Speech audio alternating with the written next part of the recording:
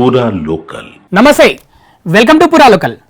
తెలంగాణ రాష్ట్రంలో కాంగ్రెస్ ప్రభుత్వం ఏర్పడి 15 నెలలు పూర్తయింది. మరి ఈ 15 నెలల్లో ప్రభుత్వం ఎంత అభివృద్ధి చేసింది ప్రజలకి, ఇక ముఖ్యంగా ప్రభుత్వం ఏ పథకాలు చేపట్టినా, అలాగే హైదరాబాద్కి సంబంధించి హైడ్రా, మూసి, ఇప్పుడు రీసెంట్గా హెచ్సియులో 400 ఎకరాలు నిరుద్యోగులకు ఉద్యోగాలు ఇప్పిద్దామని ప్రభుత్వం చదును చేసే కార్యక్రమం పెట్టుకుంటే పెద్ద ఉద్యమానికే తెరలేపినాయి అటు ప్రతిపక్షాలు, ఇటు విద్యార్థులు. మరి ఇలాంటి విషయాల్ని కాంగ్రెస్ ప్రభుత్వం ఎలా తీసుకుంటుంది, మరి వాటి గురించి ఎలా స్పందిస్తుంది, ఇలాంటి విషయాలు మనతో మాట్లాడేందుకు పూరా లోకల్ స్టూడియోకి వచ్చారు పిసిసి సెక్రటరీ కార్తిక్. నమస్తే అన్న. హెచ్సియు సెంట్రల్ యూనివర్సిటీలో 400 ఎకరాలు ప్రభుత్వానివా హెచ్సియువా అనేది ఒక ప్రశ్న. ఇక అది పక్కకు పెట్టేస్తే అంతా ఒక భారీ ఉద్యమం మేము చేయబోతున్నామని అక్కడ స్టూడెంట్స్ అయితే మీడియా ముందుకు వచ్చి చెప్పడం జరిగింది. నిజంగా అక్కడ ప్రొటెస్ట్ చేసిన వాళ్ళలో విద్యార్థులే ఉన్నారా, బయటి వాళ్ళు కూడా అక్కడికి వచ్చారని మీరు అనుకుంటున్నారా? సార్, ఏంది అంటే ఈ హెచ్యుకి సంబంధించిన ల్యాండ్స్ విషయం మనం మాట్లాడాలి అంటే దాదాపు మనం 18-20 సంవత్సరాలు వెనక్కి వెళ్ళాలి. అంటే ఉమ్మడి ఆంధ్రప్రదేశ్ రాష్ట్రానికి సంబంధించి చంద్రబాబు నాయుడు గారి పరిపాలన దాకా వెళ్తే కానీ ఈ విషయాలపైన మనకు ఒక అవగాహన రాదు. స్పష్టత గురించి చెప్తలేను నేను, ఓన్లీ అవగాహన రాదు. అయితే ఈరోజు ఒక ప్రాబ్లం ఏంది అంటే, ఈరోజు సోకాల్డ్ మేము యువతని, విద్యార్థులమని, రాజకీయం చేస్తామని, అంటే ఈ తరం నాయకులు, ముఖ్యంగా ఈ తరం రాజకీయ నాయకులమని చలామణి అవుతున్న అన్ని పార్టీలలో వాళ్ళు మాట్లాడుతున్నది ఎప్పటి నుంచి అంటే 2012 నుంచి వాళ్ళకు అవగాహన వచ్చి 2014, 16, 17, 18 సంవత్సరాలలో వాళ్ళు చూసిన రాజకీయము, 18 తర్వాత తదుపరి జరిగినటువంటి పరిణామాలు తాలూకు రాజకీయం ఇంతవరకే. ఇదే రాజకీయము, ఇదే ప్రభుత్వము, ఇట్లాగే కోర్టులు ప్రభుత్వం నడుస్తుందని వాళ్ళు అనుకుంటున్నారు. కానీ రాజకీయము, ప్రభుత్వాలు, వ్యవహారము ఇట్లానే జరగదు. 2004 కన్నా ముందు ఏం జరిగింది, 4-14 మధ్యలో ఏం జరిగింది, పూర్తిగా తెలిసినటువంటి హిస్టరీ, అంటే చరిత్ర తెలిసినటువంటి రాజకీయ నాయకులు, యువకులు, విద్యార్థులు అరుదైపోవడము మన దురదృష్టకరం. అంటే ఇప్పుడు విద్యార్థుల్లో అంటే స్ఫూర్తి లేదంటారా? ఖాళీ అంటే ఉద్యమం అంటే అది ప్రజల కోసం అని ఆలోచించకుండా వ్యక్తిగత స్వార్థం కోసం అని ఆలోచిస్తున్నారా?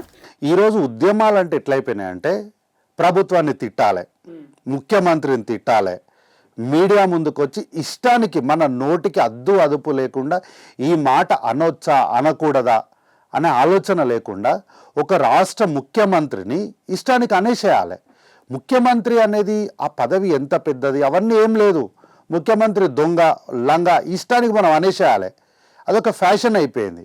ఈరోజు రేపు ఈ మాట చెప్పడానికి నిజంగా నేను బాధపడుతున్నా. ఎందుకంటే ఒకానొక సందర్భంలో ఎక్కడైనా రాజకీయ నాయకులు ఏదైనా కొంత మాట తూలితే ఆ మాట అన్నారనే ఆనవాళ్ళు లేకుండా వార్తలు ప్రసారం చేసే వాళ్ళు కూడా ఈరోజు మీడియా వేదికలు కూడా ఎట్లయిపోయినాయంటే నాయకుల్ని, ముఖ్యమంత్రిని ఎవరైనా ఏదైనా ఒక మాట అంటే ఆ మాట అన్పార్లమెంటరీ అని తెలిసినప్పటికీ కూడా ఆ మాటను తిప్పి వేసి ఇంజెక్ట్ చేసే ప్రయత్నం చేయడము బాధాకరం, దురదృష్టకరం.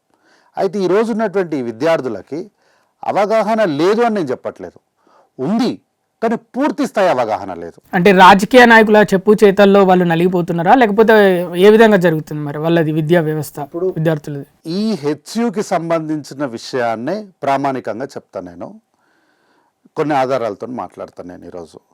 అయితే ఇన్ని సంవత్సరాలు అంటే 2014 నుంచి 2023 వరకు తెలంగాణ రాష్ట్రం అంతా కూడా బీహార్ ప్రాంతానికి సంబంధించినటువంటి సింహభాగపు పాలన అంతా కూడా బీహార్ ప్రాంతానికి సంబంధించినటువంటి అధికారుల చేతిలో నడిచింది. నేను కల్వకుంట్ల చంద్రశేఖరరావు గారి ఫ్యామిలీ తెలంగాణకు సంబంధించిన వాళ్ళు కారు అని నేనంటలేని మాట. స్వయంగా కల్వకుంట్ల చంద్రశేఖరరావు గారే ఒక ప్రధానమైనటువంటి మీడియా ఛానల్ వేదికగా మాట్లాడుకుంటూ, మేము ఈ ప్రాంతం వారం కాము, ఈ మట్టికి చెందిన వాళ్ళం కాదు, మేము బీహార్ ప్రాంతం నుంచి ఇక్కడికి వలస వచ్చినాము, మేము వలసదారులము, వలస పక్షులమని వారు చెప్పిన మాటనే నేను మీకు ఇక్కడ గుర్తు చేస్తున్నా. అయితే మొన్న వీళ్ళందరూ కూడా విద్యార్థులందరూ కూడా కేటీఆర్ దగ్గరికి పోయారు. ఇది ఇది ఇది దాని తాలూకు వివరాలు.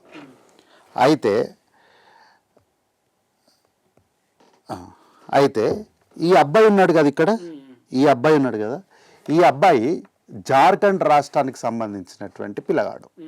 జార్ఖండ్ రాష్ట్రం ఏ రాష్ట్రం నుంచి విడిపోయింది? బీహార్ రాష్ట్రం నుంచే కదా. కాబట్టి ఈరోజు తెలంగాణ రాష్ట్రంలో కాంగ్రెస్ పార్టీ ప్రజాపాలన డిసెంబర్ 7 తారీఖు నాడు మొదలుపెట్టిన వెంటనే ఒక్క వారం రోజులు కూడా గడవలేదు. ఆఖరికి నూతన సంవత్సరంలో మనం ఏమని శుభాకాంక్షలు తెలియజేస్తాం? Wish you happy new year, we wish you all prosperity అని చెప్తాం కదా. కానీ ఈ టీఆర్ఎస్ వాళ్ళు wish you happy new year, 3 నెలల ప్రభుత్వం పడిపోతుంది అని అన్నారు. భావ్యమేనా? 5 సంవత్సరాలు సుభిక్షంగా ప్రభుత్వాన్ని, ప్రజల్ని, మమ్మల్ని పాలించండి, నడిపించండి అని ఆశీర్వదించిన ప్రభుత్వాన్ని మీరు 3 నెలల్లో పాడేస్తాం, పడిపోతుంది అని అపశకునాలు పెట్టడము ప్రజాస్వామ్యంలో మీకు భావ్యమేనా? ప్రతి విషయంలో అడ్డుపడుతున్నారా? అసలు ఈ ఆలోచన చేస్తున్నారని తెలుసుకోవడమే ఎట్లా అడ్డుపడాలని వీళ్ళు ఇంకో ప్రణాళిక రచయిస్తారు. అంటే మీ ప్రభుత్వం దగ్గర నుంచి ఏమైనా లీకులు అవుతున్నాయా? మరి ప్రతిపక్ష పార్టీలకు ఎవరైనా లీకులు ఇచ్చే వాళ్ళు ఉన్నారా? ఇప్పుడు ఒకటి సార్, ఎవరైనా సరే నాకు తెలిసినంతకి ఈరోజు అట్లాంటి లీకులు పోయే ఛాన్స్ లేవు. ఎందుకంటే ఆల్మోస్ట్ అందరికీ కూడా వాట్ ఈజ్ రేవంత్ రెడ్డి గారు, సీఎం గారు ఎట్లాంటి వాళ్ళు అందరికి అర్థమైంది. కానీ ఏంటంటే మనం మాట్లాడేటప్పుడు ఒక అంచనా వేసుకోగలం కదా. సో అంచనాన్ని పట్టుకొని వీళ్ళు ప్రతికూల ప్రణాళికలు వేస్తున్నారు. అయితే నేను పాయింట్ ఏంటంటే ఈ పిల్లానికి ఫస్ట్ ఆఫ్ ఆల్ కిరాయి అంటే ఏందో దాని అర్థం తెలియదు. నేను తెలుగులో కిరాయి, ఆ భూమి కిరాయికి ఇస్తారంట అంటే ఆ కిరాయి అనే పదానికి అసలు ఆ పదమే తెలియదు ఈ పిల్లానికి. ఈ పిల్లోడు వచ్చి నా తెలంగాణ రాష్ట్ర ప్రభుత్వాన్ని, నా తెలంగాణ రాష్ట్ర మంత్రిని, నా తెలంగాణ రాష్ట్ర యొక్క అస్తిత్వాన్ని ఈ పిల్లాడు వచ్చి ప్రశ్నిస్తాడు. మీడియా వేదికగా చేతులు కట్టుకొని పక్కన కల్వకుంట్ల తారక రామారావు నించుంటాడు. ఎంత అపహాస్యం చేసినట్టు ఇది, ప్రజాస్వామ్యాన్ని అపహాస్యం చేసినట్టే కదా. నేను నా ప్రభుత్వాన్ని గురించి మాట్లాడుతున్నా, నేను నా కాంగ్రెస్ పార్టీ గురించి మాట్లాడతలేను. ప్రభుత్వం అంటే 64 మంది ఎమ్మెల్యేలు ప్రభుత్వం కాదు కాంగ్రెస్ పార్టీకి. 119 మంది ఎమ్మెల్యేలు, మండలి సభ్యులు, అధికారులు, ఐఏఎస్లు, ఐపీఎస్లు, అటెండర్తో కలిపి ప్రభుత్వం. ఈ పిల్లాడు నా ప్రభుత్వాన్ని, నా తెలంగాణ ప్రభుత్వాన్ని ఈ పిల్లాడు ప్రశ్నిస్తాడు. జార్ఖండ్ రాష్ట్రంలో ఈ పిల్లాడు నెత్తి మీద రూపాయి పెడితే 10 పైసలకి విలువ చేయడు ఈ పిల్లాడు. ఆ రాష్ట్రంలో ఏం జరుగుతుందో ఈ పిల్లానికి తెలియదు, మాట్లాడుతున్నాడు. ఇక్కడ వచ్చి ప్రశ్న అడుగుతున్నాడు కదా ఈ పిల్లాడు. నేను ఈ పిల్లాడిని అడుగుతున్నా, ఈడ నువ్వు ఈ ప్రశ్న అడిగే బదులు నీ రాష్ట్రంలో పోయి అయ్యా ఈ రాష్ట్రంలో ఎందుకు సెంట్రల్ యూనివర్సిటీ లేదు అని నిరాహార దీక్ష చేయి. నీ రాష్ట్రానికి పోయి, నీ బీహార్ రాష్ట్రంలో, నీ జార్ఖండ్ రాష్ట్రం, నువ్వు కూడా ఉద్యమం చేస్తేనే జార్ఖండ్ వచ్చింది కదా. ఆ జార్ఖండ్ రాష్ట్రంలో నువ్వు ఆమరణ నిరాహార దీక్ష చేసి నీ ప్రాణాలు పణంగా పెట్టు, నీ రాష్ట్రానికి ఒక సెంట్రల్ యూనివర్సిటీ సాధించు. అది నీకు చేత కాదు. ఈ యూనివర్సిటీ రావడానికి కారణము ఇక్కడి ప్రజలు, ఇక్కడి విద్యార్థులు ఉన్నత స్థాయికి వెళ్ళాలి, ఉన్నత విద్య అభ్యసించాలని 6 పాయింట్ ఫార్ములా ఇస్తూ 4th ఫార్ములా ఎడ్యుకేషన్ పాలసీలా ఇక్కడి స్థానిక విద్యార్థులకు అత్యధిక అవకాశాలు కల్పించాలి ఈ యూనివర్సిటీ అని చెప్పి ఇందిరాగాంధీ గారు యూనివర్సిటీని ఇచ్చారు. ఈ 10 సంవత్సరాలల్లా ఆ 4th పాయింట్ని తుంగలో దొక్కేసారు ఈ వ్యవస్థ అంతా. ఈ 10 సంవత్సరం ఇప్పటికి కూడా హెచ్సియులో నార్త్ పిల్లలే ఎక్కువగా ఉన్నారా? ముఖ్యంగా తెలంగాణలో ఉంది హెచ్సియు అంటే కోటా ప్రకారం, రిజర్వేషన్ ప్రకారం అందరికీ రావాలి సీట్లు. కానీ తెలంగాణ విద్యార్థులకు అన్యాయం జరుగుతుంది ఇప్పటికీ కూడా. ఇప్పుడే జరుగుతుంది, ఇంతకుముందు జరిగేది కాదు. కోటా ప్రకారము మీరు ఎట్లా చూసుకున్నా కూడా అందరికీ సీట్లు రావాలి, కానీ తెలంగాణ ప్రజలకు ఎక్కువ రావాలి. ఇప్పుడు మనకి 2 పిల్లలు ఉంటారు సార్, అయితే ఏమంటారు, నాకు 2 పిల్లలు సమానమే, వారిద్దరు నాకు ఇష్టమే, కాకపోతే చిన్నోడు కొంచెం ఎక్కువ ఇష్టం అంటాం కదా, అంతే కదా. ఎందుకు? వాడు చిన్నోడని. అట్లాగే వెనకబడిన ప్రాంతం కాబట్టి, వెనకబడినటువంటి జిల్లాలు, విద్యార్థులు ఉన్నారు కాబట్టి, అణచివేతకు గురైనారు కాబట్టి విశ్వవిద్యాలయం, సెంట్రల్ యూనివర్సిటీలో, కేంద్రీయ విశ్వవిద్యాలయంలో అందరూ సమానమే, కానీ తెలంగాణ విద్యార్థులు కొంచెం ఎక్కువ సమానము. కానీ ఈరోజు ఈ 10 సంవత్సరాలుగా ఈ ఎక్కువ సమానం అనే దాన్ని తొక్కిపెట్టేసిండ్రు. ఎక్కువ సమానం నుంచి ఎక్కువ అణచివేత ధోరణికి వచ్చింది. అందుకే ఈ 10 సంవత్సరాల్లో ఒక్క విద్యార్థికి కూడా ప్రభుత్వంలో ఉద్యోగం రాలేదు. ఈరోజు మంత్రివర్గంలో ఉన్నటువంటి భట్టి గారు కానీ శ్రీధర్ బాబు గారు కానీ ఈ 10 సంవత్సరాల కన్నా ముందు చదువుకున్న వాళ్ళు యూనివర్సిటీలా ఇట్లా చదువుకొని ఇంత ఉన్నతమైన స్థాయికి ఈ 10 ఏళ్లలో ఎంతమంది వచ్చారో చెప్పండి మీరు? జీరో. కాబట్టి నార్త్ వాళ్ళు అంటే తెలంగాణ అస్తిత్వానికి మట్టికి వాసనకు సంబంధం లేని వాళ్ళందరూ ఈ కాంపౌండ్లోకి రావడం వల్ల, రావద్దని నేనేం అంటలేను, వాళ్ళు ఎక్కువ మంది అయిపోయారు, ఈ అస్తిత్వం తెలిసిన వాళ్ళు తక్కువ మంది అయిపోయారు. కాబట్టి వాళ్ళు వచ్చి ఇక్కడ ప్రశ్నలు వేయడం మొదలుపెట్టారు. ఇక్కడ నిరుద్యోగ సమస్య ఉందని వాళ్ళకి తెలీదు, తెలంగాణలో వాళ్ళకి తెలియదు, అసలు అవగాహన కూడా లేదు. మళ్ళీ వీళ్ళు చదువుకొని రేపొద్దున ఉద్యోగాలు అంటే వీళ్ళే మళ్ళా ఆ డిగ్రీలు పట్టుకొని మళ్ళీ ఇదే కంపెనీలు ఈ ప్రాంతంలో పెట్టినటువంటి కంపెనీలకు వచ్చి మాకు ఉద్యోగం ఇవ్వండి అని అంటారు. గచ్చిబౌలి, కొండాపూర్, హైటెక్ సిటీ, నానగ్రామ్ కూడా, ఫైనాన్షియల్ డిస్ట్రిక్ట్, మళ్ళీ వాళ్ళే వస్తారు.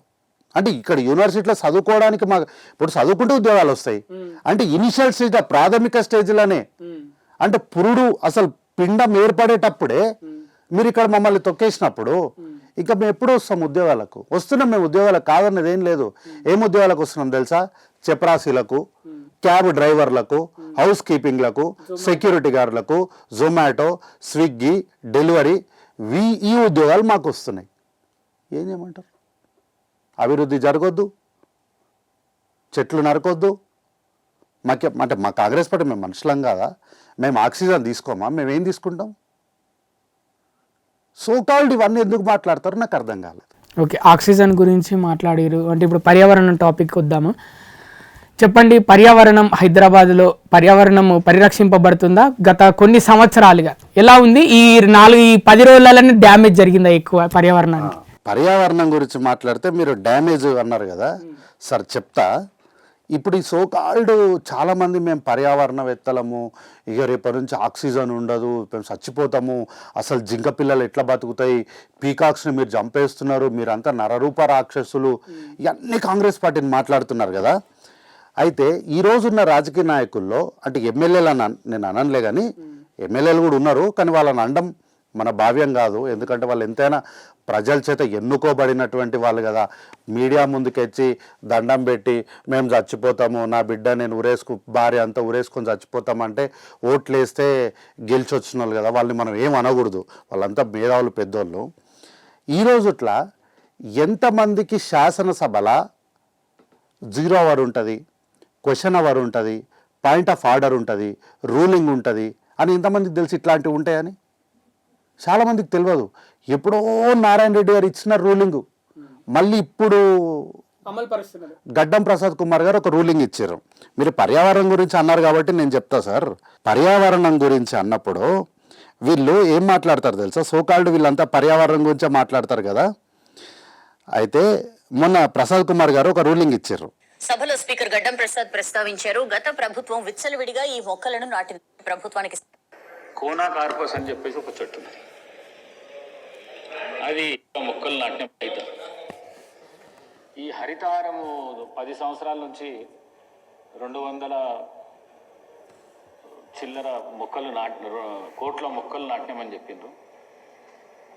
నా దృష్టికి వచ్చింది ఏంటంటే కోనా కార్పస్ అని చెప్పేసి ఒక చెట్టు ఉంది, అది దానికి నీళ్ళు అవసరం లేదు, ఇది అధికారికంగా గడ్డం ప్రసాద్ కుమార్ గారు స్పీకర్ గారు రూలింగ్ ఇచ్చారు. ఎన్ని మొక్కలు నాటిరు? 2 కోట్ల మొక్కలు నాటిరు. 1, 2 కాదు. ఈ రాష్ట్రంలో మనం ఉన్నది 4 కోట్ల మంది జనాభా అని మనం చెప్తాం. 2 కోట్లు అంటే 50% ఆఫ్ కోనో కార్పస్ నాటిరు. ఎందుకు నాటిరు? ఎవరి కోసం నాటినరు? ఏం చేద్దామని నాటినరు? మీకు తెలియదా? పర్యావరణవేత్తలు ఆ రోజు మళ్ళీ ఏమన్నా అంటే మేమేమన్నా అంటే అహంకారంతో, అధికారం ఉందని అహంకారంతో మాట్లాడుతున్నారు వీళ్ళంతా కాంగ్రెస్ వాళ్ళు అని అంటారు. ఆ రోజు 2 కోట్ల మొక్కలు కోనా కార్పస్ అనే మొక్కలు నాటుతుంటే ఏడబండుకున్నారు, ఏం తినుకుంటూ కూర్చున్నారు మీరు? దానివల్ల డ్యామేజ్ జరిగిందంటారా తెలంగాణ రాష్ట్రానికి? 100% దానివల్ల జరగందన్నా నేను చెప్పేది ఏంది? ఆ చెట్టే డ్యామేజ్.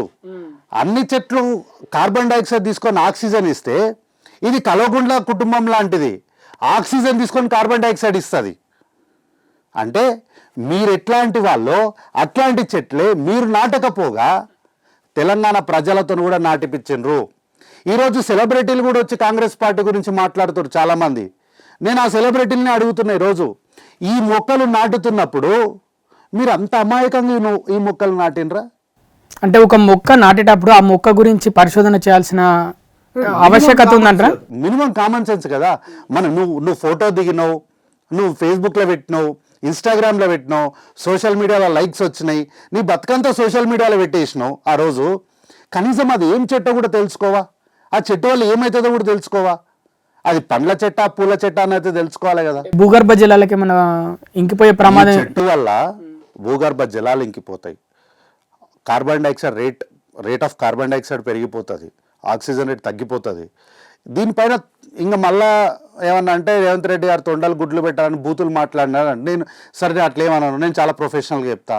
పిట్టలు కూడా కూర్చోవు దాని మీద. పిట్టలు అంటే భూత ఏం కాదు కదా, పక్షులు. సరిగా మీకు అట్లా కూడా మళ్ళీ పిట్ట అంటే కూడా భూత అంటారేమో. పక్షులు, ఎగిరే పక్షులు, రెక్కలు ఉన్న పక్షులు కూడా వచ్చి దానిపైన వాలవు. అట్లాంటి చెట్లు మీరు నాటినప్పుడు ఈ పర్యావరణవేత్తలు ఎందుకు కోర్టుకు పోలేదు? ఈ రోజు కూడా ఎందుకు పోతలేరు? రూలింగ్ ఇచ్చింది కదా, కాంగ్రెస్ పార్టీ ఇవ్వలేదు, కాంగ్రెస్ ప్రభుత్వం ఇవ్వలేదు. గౌరవ శాసన సభాపతి రూలింగ్ ఇచ్చి మీ అందరి దృష్టికి తీసుకొచ్చిండు కదా. ఈ రోజైనా ఆ రోజు మీరు తప్పు చేసిరని ఈ పర్యావరణవేత్తలు ఎందుకు కోర్టుకు పోతలేరు? ఈ రోజైనా సార్ మీరు శిక్ష వేయండి, వీళ్ళు తప్పు చేసిరంట, విచారణ జరిపించండి అని ఎందుకు మీరు కోర్టులకు ఇంప్లీడ్ అవుతలేరు? అంటే కాంగ్రెస్ పార్టీ పైన ఆరోపణలు చేయడం, కాంగ్రెస్ పార్టీని మాట అనేయడము ఈజీ అందరికి. పర్యావరణవేత్తలు మొక్కలు నాటుతున్నారా అంటే మీకు అనిపిస్తుందా వాళ్ళు నాటుతారు రోజు మొక్కలని? ఇంకా వాళ్ళు మొక్కలు నాటింటే అసలు స్పీకర్ గారు ఇట్లాంటి రూలింగ్ ఇచ్చేటోడు కాదేమో.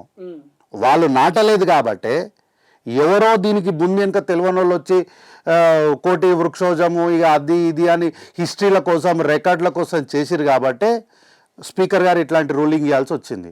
నిజంగా పర్యావరణవేత్తలు ఎవడన్నా మెడకాయ మీద తలకాయ ఉన్నాడు నన్ను సరే ఈ మాటకు నేను కట్టుబడి ఉంటున్నా. రేపొద్దున్న రాజకీయంలో వ్యక్తిగత జీవితంలో ఏమైనా జరగని నేను రెడీ టు టేక్. మెడకాయ మీద తలకాయ ఉన్న ఏ పర్యావరణవేత్త అయినా దమ్మునోడవడనంటే నా దగ్గరికి రమ్మని చెప్పండి, నా ముందు కూర్చోబెట్టండి, నేను మనతో డిబేట్ చేస్తా. నేను వాళ్ళని కూడా అంటలేను, మర్యాద లేకుండా వాడు అనే చెప్తున్నా. I stand by this word. అంటే ఆల్రెడీ 10 సంవత్సరాలు డ్యామేజ్ జరిగిపోయింది ఆక్సిజన్కి, పర్యావరణానికి జరిగిపోయింది. దానికి అంకురార్పణ మొత్తం చేసేసారు. ఇక ఇప్పుడు వచ్చి దాని తాలూకు రిపేర్ చేస్తుంటే, దానికి సర్జరీ చేసి దాన్ని మంచిగా చేద్దామని ఒక ప్రయత్నం చేస్తుంటే ముఖ్యమంత్రి రేవంత్ రెడ్డి గారు మీద మాట్లాడతారు. సంబంధం లేని వాళ్ళు, యూనివర్సిటీకి సంబంధం లేని వాళ్ళు వచ్చి మేము విద్యార్థులమని చెప్పి కారు కూతలు కూస్తారు. శాసనసభలో ముఖ్యమంత్రి గారు గుంటనక్కలు అని ఎవరినన్నారో ఈ రాష్ట్రంలో ఉన్న చిన్న పిల్లలకు కూడా తెలుసు. ఆయన ఏమన్నాడు అక్కడ మాట్లాడుకుంటూ ఆ సందర్భ పరంగా, అధ్యక్ష అక్కడ పులులు నక్కలు జింకలు ఏం లేవు అధ్యక్ష, కొన్ని గుంట నక్కలు చేరినయ్యి అన్నాడు. అక్కడ ఉన్నాయి అని అనలే. విద్యార్థులు హెచ్యూలో ఉన్నారు, హెచ్యూలో ఆ ల్యాండ్ చుట్టూ చేరలేదు హెచ్యూల విద్యార్థులు. హైదరాబాద్ సెంట్రల్ యూనివర్సిటీలో విద్యార్థులు ఏమవుతారు, అక్కడి వాళ్ళు నివాసం ఉంటున్నారు. ముఖ్యమంత్రి గారు ఈ జాగా పక్కన గుంటనక్కలు నివాసం ఉంటున్నాను అనలే. ఈ ల్యాండ్ వచ్చిన తర్వాత ఆ ల్యాండ్ చుట్టూ వచ్చి చేరినయ్యి అన్నారు. ఆ రోజేమో ముఖ్యమంత్రి గారు సభలో మాట్లాడుకుంటూ స్టేచర్ అనుకుంటా పోతే మార్చరీకి పంపిస్తారు అని అన్నారు. ఆ రోజు ఏమన్నా బీఆర్ఎస్ పార్టీ అని కానీ కల్వకుంట్ల చంద్రశేఖర్ రావు అని ఏమైనా పేరు తీసిండా? కానీ మీరు ఆపాదించుకున్నారు కదా మమ్మల్ని అన్నాడు అని. మరి గుంటనక్కలని కూడా ఏమైనా పేర్లు తీసిండా? మరి మీరు ఎందుకు దాన్ని తీసుకుపోయి విద్యార్థులకు ఆపాదించారు? సరే, విద్యార్థులు అని అంటే గుర్తొచ్చింది, బీఆర్ఎస్ పార్టీ వాళ్ళు ఎంబడి పడి మరి కేసులు పెడుతున్నారంట. వాళ్ళు ఎక్కడ ఉంటే అక్కడ పోయి కేసులు పెడుతున్నారంట. ముఖ్యంగా కేసులు పెట్టి కావాలని కేసులు అలా పెడుతున్నారంట, అక్కడ ఏం లేకపోయినా, విషయం లేకపోయినా. అయితే ఇంతకుముందు నేను అదే చెప్పింది. ఇప్పుడు ఏంది అంటే మీరు విద్యార్థులు అని ఆపాదించారు కదా. అయితే ఇలా ట్విస్ట్ ఏంది అంటే ఈ మాట్లాడిన వాళ్ళలో 90% మంది విద్యార్థులు గారు, మాట్లాడిన వాళ్ళ 90% మంది విద్యార్థులు గారు. అయితే జనరల్ ఏమంటారంటే అమ్మాయిల ఫోటోల్ని బయటకు చూపెట్టొద్దు అంటారు. అయితే వీళ్ళు already expose to them self. So వీళ్ళు చూపించడంలో పెద్ద తప్పేం లేదు. ఇప్పుడు ఈ అమ్మాయి ఉంది, ఈ అమ్మాయిని మీరు చూడండి. మీరు ఎక్కడైనా చూసినట్టు కనిపిస్తుందా మీకు ఈ అమ్మాయిని? ఎక్కడైనా గుర్తుండాలి, మీ మీడియాకే గుర్తుండాలి, బాగా దగ్గర నుంచి చూసినట్టు అనిపించాలి కదా. ఈ అమ్మాయి హెచ్యు క్యాంపస్ దగ్గర మాట్లాడుకుంటూ మమ్మల్ని గుంటనక్కలు అంటావా, మేము సింహాలము గర్జిస్తున్నాము, రేవంత్ రెడ్డి రారా అన్నది. అంటే మళ్ళీ ఏమంటారు, రారా అంటే రమ్మన్నాను, రా అనలేను ముఖ్యమంత్రిని అని వీళ్ళు సమర్థించుకున్నారు. రానే అన్నారు అంటే అమర్యాదగానే మాట్లాడారు ముఖ్యమంత్రిని, మేము గుంటనక్కలం కాదు అన్నారు. ఈ అమ్మాయి ఎవరు అని చెప్పి కొంత ఇన్వెస్టిగేషన్ చేస్తే ఈ అమ్మాయి ఎవరు తెలుసా? ఇన్స్టాగ్రామ్లో ఇన్ఫ్లుయెన్సర్. ఒక్కటి కూడా యూనివర్సిటీకి సంబంధించిన ఫోటో ఉండదు. University it self A nature lover అనే యూనివర్సిటీ స్టూడెంట్ ఎవడైనా ఉంటే, అసలు నేచర్ లవ్వర్ కాని స్టూడెంట్ కూడా యూనివర్సిటీ ఫోటోలు చాలా ఉంటాయి వాళ్ళ దగ్గర ఇన్స్టాగ్రామ్లో. ఇప్పుడు నేను ఏ యూనివర్సిటీ వచ్చినా మీకైతే పర్సనల్గా తెలుసు కదా, నాకు కూడా ఫాలో అయ్యే మ్యూచువల్ ఫ్రెండ్స్ అందరూ ఉంటారు కదా. ఆ ఇన్స్టాగ్రామ్లో ఒకటి కాకపోయినా ఒకటని యూనివర్సిటీకి సంబంధించిన ఫోటో ఉంటుంది. కానీ ఈ అమ్మాయి ప్రొఫైల్లో ఒక్క యూనివర్సిటీ ఫోటో కూడా లేదు. ఏంటా అని ఎంక్వైరీ చేస్తే ఆఫ్ రికార్డ్లో ఈ అమ్మాయి తమిళనాడుకు సంబంధించినటువంటి అమ్మాయి ఇక్కడ హాస్టల్లో ఉండి చదువుకోనికి వచ్చింది. తమిళనాడు, ఆంధ్రప్రదేశ్? తమిళనాడు, 100% తమిళనాడే. మరి తెలుగు మాట్లాడిందా? ఇక్కడే ఉంటుంది, తెలుగు నేర్చుకుంది. సో ఇక్కడ తమిళనాడు వాళ్ళకి తెలుగు రావద్దని ఏం లేదు కదా. సో ఈ అమ్మాయి తెలుగు రాష్ట్రానికి సంబంధం లేదు, తెలంగాణ రాష్ట్రానికి సంబంధం లేదు, తెలుగు ప్రాంతానికి, భాషకు, మట్టికి, సంస్కృతికి, సాంప్రదాయాలకు దేనికి సంబంధం లేదు. ఈ అమ్మాయి వచ్చి ఈ రాష్ట్ర ముఖ్యమంత్రిని ప్రశ్న వేసింది, మమ్మల్ని గుంటనక్కలు అంటావా అని. దీన్ని పట్టుకొని ప్రతోలు సేవ్ హెచ్యు అని చెప్పి హ్యాష్ట్యాగులు పెట్టి నడిపించారు. ఇట్లాంటి సమయంలో సోషల్ మీడియాని నడిపించినటువంటి బీఆర్ఎస్ పార్టీ నాయకుల మీద కేసులు పెట్టకపోతే మరి ఏం చేయమంటారు మాకు చెప్పండి. పెట్టకపోతేనేమో భయపడ్డారంటారు, పెడితేనేమో అణచివేత అంటారు. This is nothing like donkey అనే మ్యాన్ స్టోరీ. ఇప్పుడు ఆ సోషల్ మీడియా ఇన్ఫ్లుయెన్సర్ల పరిస్థితి ఏంటి? వాళ్ళు ఒకవేళ అరెస్ట్ చేసింది అనుకో మీ ప్రభుత్వం, పాపం మరి వాళ్ళని ఎవరిడి పెంచాలి ఏంటి మరి? అయితే ఎవరిడి పెంచాలన్న ప్రశ్నకు సమాధానంగాను సోషల్ మీడియా వాళ్ళని కొంతసేపు అట్లా పాజ్ పెడదాం. ఈ స్టోరీని పాజ్ పెట్టి హెచ్యూలో జరిగినటువంటి స్టోరీ చెప్తాను నేను. 2 పిల్లల్ని అరెస్ట్ చేసింది పోలీస్ డిపార్ట్మెంటు.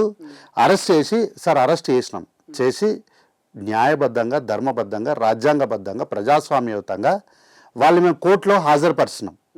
అంతేగాని గత ప్రభుత్వం చేసినట్టు మీ సోదరుడైనటువంటి జర్నలిస్ట్ రఘుని, తొలి వెలుగు రఘుని కూరగాయలు కొంటుంటే ఎత్తుకపోయారు, గుర్తుంది కదా మీకు ఆ కేసు. అట్లా మేము ఎత్తుకపోయి దాపెట్టలేదు, తీసుకొచ్చి కోర్టుకు అప్పచెప్పినాం. అయితే కోర్టు పోలీసులు అరెస్ట్ చేసినప్పుడు 2 పిల్లల్ని అరెస్ట్ చేసింది. ఏది? బి రోహిత్ కుమార్, ఎర్రం నవీన్ కుమార్ అని 2 పిల్లల్ని sections crime number 608/2025 offences under sections 223/3, 121/2, 132, 191/3, 351/3 red with 35/5 BNS Bharatiya Janata party తీసుకొచ్చినటువంటి న్యాయశాస్త్రంలో సెక్షన్ల భాగంగా అరెస్ట్ చేసి కోర్టుకు అప్పచెప్పినాం. అయితే ఈ రోహిత్, నవీన్ ఇద్దరు కూడా యూనివర్సిటీల విద్యార్థులు car, same like social media influencers లాగా. వాళ్ళకి వీళ్ళకేం పెద్దగా తేడా లేదు. వాళ్ళు ప్రత్యక్షంగా వచ్చారు, వీళ్ళు ఆఫ్లైన్లో అంటే ఆన్లైన్లో వేస్తారు, వాళ్ళు ఆఫ్లైన్లో ఉన్నారు. అయితే ఈ పిల్లల్ని అరెస్ట్ చేశారు కదా. అరెస్ట్ చేస్తే ఈ పిల్లలు తాలూకు తల్లిదండ్రులు అంటే వాళ్ళ బంధువులు మా దగ్గరికి వచ్చారు. మా దగ్గరికి వచ్చి, సార్ మా పిల్లలు అమాయకులు, మా పిల్లల్ని విడిపించండి అని ప్రాధాయపడ్డారు. అయితే మేమేమన్నాము, అమ్మ మాకేం తెలియదు, వాళ్ళు క్రైమ్ చేశారు, పోలీసులు అరెస్ట్ చేశారు, మీరు ఏదైనా ఉంటే కోర్టుకు వెళ్ళి మాట్లాడుకోండి. కేసులు, చట్టాలు, శిక్షలు కోర్టులకు పంపించడము ముఖ్యమంత్రి వల్లనో ప్రభుత్వం వల్లనో జరగదని కల్వకుంట్ల తారక రామారావే చెప్పిండు, మీరు ఆ విషయం వినలేదా అని అడిగినాం. అడిగితే శాసనసభలో ఎక్కడ చెప్పారు సార్? శాసనసభలోనే చెప్పినామని రికార్డు చూపిస్తే వెంటనే బీఆర్ఎస్ పార్టీ దగ్గరికి పోయారు. సార్ ఈ పిల్లలు మీరు చెప్తేనే ఆడికి పోయిరు, మీ తరఫునే పోయినరు, దయచేసి మాకు సాయం చేయండి సార్ అంటే వాళ్ళని పట్టించుకుపోగా విడిచిపెట్టండి. వాళ్ళ మొహాలు కూడా చూడలేదు, వాళ్ళ మొహాలు కూడా చూడలేదు. సార్ మీకు దండం పెడతాం, మీ కాళ్ళు మొక్కుతామని వాళ్ళ చేతులు పట్టుకుంటే చేతులు విదిలించేసుకొని చుట్టూ ఉన్న గన్మెన్లో చెప్పి వాళ్ళని నూకేయమని చెప్పారు, వాళ్ళ నూకేయండి అని చెప్పారు. అంటే ఈరోజు ఈ వేదికగా సోషల్ మీడియా ఇన్ఫ్లుయెన్సర్స్ కానీ యువతకు కానీ తోటి యువకుడిగా ఒక్క సూచన ఏం తెలుసా, మీరు ఈ కల్వకుంట్ల తారక రామారావు అండ్ టీం మాటలు పట్టుకొని మీకు సంబంధం లేని దగ్గర ఎక్కడో మీకు వ్యూయర్షిప్ వస్తుంది, లైక్లు వస్తాయి, కామెంట్లు వస్తాయి, మేము ఫేమస్ అవుతాం అని ఇట్లా చేస్తే మీ మీద కేసులు పెడితే మిమ్మల్ని పట్టించుకుపోగా మీ కుటుంబాలను రోడ్డు మీద విడిచిపెడతారు. దానికి ఇంకొక ఉదాహరణ కూడా చెప్తా, అట్లా చెయ్యరు మా కల్వకుంట్ల తారక రామారావు గారు, చాలా మంచోడు మా తారక రాముడు అని మీరు ఏమన్నా అనుకుంటున్నారేమో. నేను ఒక మాట చెప్తా సార్, మీకు ఒక వీడియో చూపిస్తా. ఎండి ముస్తఫా, ఆయన దాదాపుగా టిఆర్ఎస్ యూత్ ప్రెసిడెంట్ గా పనిచేశాడు. మణికొండ గ్రామం కావచ్చు, సోషల్ మీడియాలో చాలా యాక్టివ్ గా, అంటే ఒకటి అయితే వస్తున్న గవర్నమెంట్ ప్రోగ్రామ్స్ కావచ్చు. ఈయన ముస్తఫా అనే అబ్బాయి నాకు కూడా పర్సనల్ గా తెలుసు సార్. ఈ అబ్బాయి ముస్తఫా అనేట ఆయన కేటీ రామారావు, కల్వకుంట్ల తారక రామారావు అంటే పిచ్చి ఇంకా నరాలు ఇంకిపోయి ఉన్నాడు అని చెప్పి మాట్లాడతాడు. అయితే కట్ చేస్తే అబ్బాయి హాస్పిటల్ అడ్మిట్ అయితే వాళ్ళ ఫ్యామిలీని పట్టించుకునే నాదుడు లేకపోతే లాస్ట్కి సోషల్ మీడియాలో అంటే ఈ క్రౌడ్ ఫండింగ్ ఉంటుంది చూడండి, దాని ద్వారా వచ్చిన డబ్బులతో ట్రీట్మెంట్ చేపిస్తున్నారు ఇప్పుడు. కాబట్టి మంచి జరిగిన వాళ్ళకు అవసరం ఉన్నంత వరకే మిమ్మల్ని వాడుకుంటారు తప్ప వాళ్ళ పని అయిపోయిన తర్వాత మిమ్మల్ని లెక్కగా చేయకపోగా మీ కుటుంబాలు, మీ తల్లిదండ్రులు, మిమ్మల్ని కన్న వాళ్ళు వెళ్తే వాళ్ళని అవమానించి పంపిస్తారు. ఆ సంఘటనలు, ఆ సందర్భాలు మీరు చూసినప్పుడు ఎందుకు మేము మమ్మల్ని కని పెంచిన తల్లిదండ్రుల్ని ఇట్లాంటి స్థితిలోకి తీసుకెళ్ళిపోయినామా అని మీరు పశ్చాత్తాపడి కన్నీళ్లు పెట్టుకునే రోజుకు సందర్భానికి తీసుకొస్తారు వీళ్ళు. కాబట్టి వీళ్ళ వల్ల కొన్ని 1200 మంది విద్యార్థులు కోల్పోయింది తెలంగాణ ప్రాంతము, ఈరోజు ఉన్నటువంటి తెలంగాణ రాష్ట్రము. కాబట్టి ఈ ఎర్రం నవీన్ రోహిత్ తల్లిదండ్రులకు ఎదురైనటువంటి అవమానాలు మీకు కూడా ఎదురవ్వద్దు. ఎందుకంటే వీళ్ళకు దయ, కనికరం, మానవత్వం, మంచితనం అట్లాంటివి ఏవి కూడా ఉండవు బీఆర్ఎస్ నాయకులకు. వాళ్ళ అవసరం ఎంతవరకు ఉందో అంతవరకు యువకుల శక్తిని, రక్తాన్ని పీల్చేసి వదిలేస్తారు. తద్వారా మీకు, మీ కుటుంబాలకు నష్టం జరుగుతుంది. ఏమైంది, ఈరోజు కేసు పెడతాము, రేపు పొద్దున మీరు అందరూ ఓడగొడితే మేము వెళ్ళిపోతాము, కానీ జీవితం అంతా మీరు కోర్టు చుట్టూ తిరగాలి కదా. ఏముంది, ఈ 5 ఏళ్ళు పరిపాలన చేస్తాము, మీరు అందరూ ఈ సోషల్ మీడియాలో బ్రతికి సోషల్ మీడియాని ఇన్ఫ్లుయెన్స్ చేసి మా పార్టీని ఓడగొట్టారు అనుకోండి, ఓడగొట్టి వాళ్ళని గెలిపించారు అనుకోండి, వాళ్ళు ఏమైనా మీ మీద కేసులు ఎత్తేస్తారు అనుకుంటున్నారా? ఏం ఎత్తేయరు, కంటిన్యూ అవుతాయి. జీవితం అంతా మీకు సంబంధం లేని కేసులా జీవితాంతం మీరు కోర్టు చుట్టూ తిరిగి లాస్ట్కి ఈ కేసులో ఉందో లేదో తెలిసేసరికి మీ పుణ్యకాలం కాస్త కలికాలం అయిపోతుంది. మీకు రావాల్సిన ఉద్యోగాలు, మీ మీద కేసులు ఉన్నాయి కాబట్టి మీకు ఉద్యోగాలు రావు. మరి ప్రభుత్వం నెక్స్ట్ స్టెప్ ఏంటి? ఆ 400 acres పైన ప్రభుత్వందే భూమి అని చెప్తున్నారు.